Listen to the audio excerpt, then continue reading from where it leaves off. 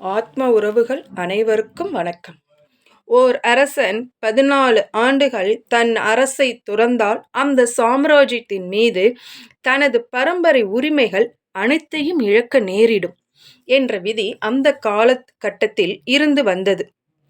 அப்படி அரசனாக வேண்டும் என்றால் கடுமையான போரின் மூலமாகவோ அல்லது வேறு வழியின் மூலமாகவோ சாம்ராஜ்யத்தை வெல்வதன் மூலம் மீண்டும் அரசனாக முடியுமே தவிர இரத்தத்தின் உரிமையின் அடிப்படையில் கோர முடியாது என்ற சட்டம் பற்றி கைகேயி அறிந்திருந்ததனால் என்னவோ ராமனை வனவாசம் அனுப்பினார் என்ற சந்தேகத்துடன் கதைக்குள் நுழைகிறேன்.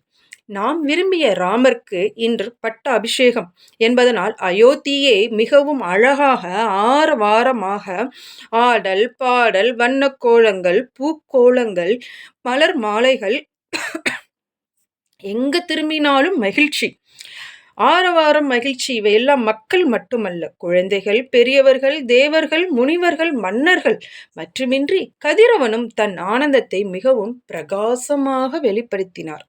இந்த ஆனந்தத்திலே ஆரவாரத்திலே ஒரு கரும் புள்ளி விழுந்தது போல் ராமன் வனவாசம் செல்கிறான் என்ற செய்தி அறிந்தவுடன் மக்கள் அழுது புரண்டு புலம்பி பெண்கள் ஆபரணங்களை எல்லாம் கழற்றி எறிந்து புலம்பினர். மாட மாளிகையின் மீது நின்று அழுது கொண்டிருந்தவர்களின் கண்ணீர் மழை சாரலாய் விழ கருவில் இருக்கும் உயிர் கூட அழுததாம். தெருவெல்லாம் அழுகையும் புலம்பலுமாக இருக்க அரண்மனைக்குள்ளே விஷயம் அறிந்த லக்ஷ்மணன் அனைவரும் இருக்கும் இடம் நோக்கி எரிமலையாய் சென்றான். போகும் வழியிலே ராமர் லக்ஷ்மணனை மறித்தார். ஆனால் லக்ஷ்மணனோ, அண்ணா, இது தங்களுக்கு இழைத்த அநீதி. இதை நான் கண்டிப்பாக தடுத்தே தீருவேன். என் வில்லின் முன்பு எவர் சொல்லும் நிற்காது. அது தந்தையாரின் வார்த்தையாக இருந்தாலும் சரி என வீறு கொண்டு சினமறியாத லக்ஷ்மணன் சினத்தோடு சொன்னான். அவரை ராமர், இது எவர் குற்றமும் இல்லை, எல்லாம் விதியின் குற்றமே என்றவுடன் பொங்கி வரும் கடல் அலை சிறிது நேரத்தில் அடங்குவது போல் கோபம் தணிந்து கண் கலங்கி சுமித்திரையை நோக்கி சென்றான். அங்கு சுமித்திரையோ, லக்ஷ்மணா, ஏன் கலங்குகிறாய்? நீயும் தவம் பூண்டு ராமரின் பின் செல். தம்பியாக அல்லாமல் ஒரு தொண்டனாக அடிமையாக செயல்படு.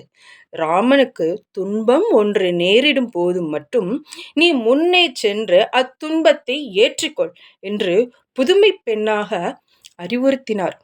லக்ஷ்மணனும் மகிழ்வுடன் தவம் பூண்டு ராமரிடம் சென்று, அரசாட்சியை துறந்தது போல் என்னையும் துறந்து விடாதீர்கள் என்று காலில் விழுந்து அழவும் விதி வலியது என அறிந்து ராமர் ஏற்றுக்கொண்டார். இந்நிலையில் சீதையிடம் சிறியதாய் நடந்தவைகளை கூற, மனையாள் என்பதனால் மனைக்கு உரியவள் என்று ராமர் நினைத்து விட்டாரோ என எண்ணி, தாங்கள் அன்னையிடம் சென்று ஆசீர்வாதம் பெற்றீர்களா?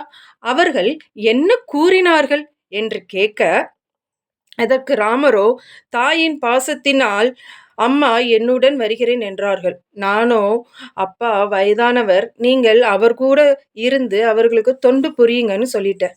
பத்தினி பெண்கள் கணவருக்கு தொண்டு செய்ய வேண்டும் என கூறிவிட்டேன் என்றார்.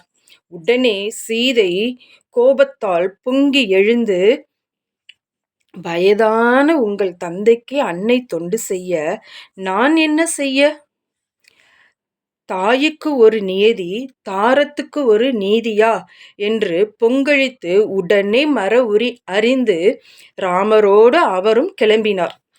மூவரும் அனைவரிடமும் ஆசீர்வாதம் வாங்கி ராஜ வீதியிலே நடக்கையிலே மக்கள் வெள்ளத்தில் மூவரும் மிதந்து சென்றனர்.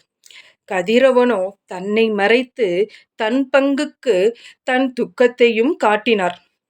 வனத்திற்குள் நுழையவும் அங்கு பறவைகள், பூக்கள், மரங்கள், அருவிகள், நதிகள், தேனீக்கள், முனிவர்கள் என அனைவரும் சந்தோஷப்பட்டனர். அந்த அடர்ந்த காடு ராமனின் ஒளியால் பிரகாசமானது. இப்பொழுது வனம் அயோத்தியானது. நன்றி, வணக்கம்.